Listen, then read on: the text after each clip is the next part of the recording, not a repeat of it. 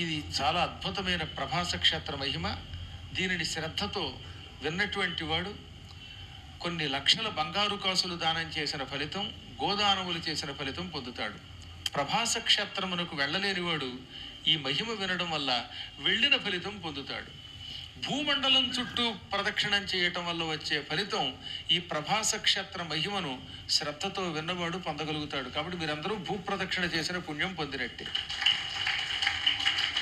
శ్రీకృష్ణ పరమాత్మని పాదధూళి శిరస్సును ధరిస్తే వాడికి ముక్తి వస్తుంది.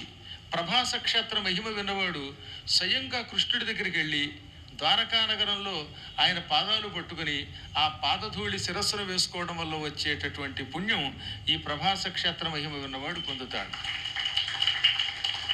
మహాభారతము, 18 పురాణములు సూర్యగ్రహణం నాడు కురుక్షేత్రంలో దానం చేస్తే మహాపుణ్యం.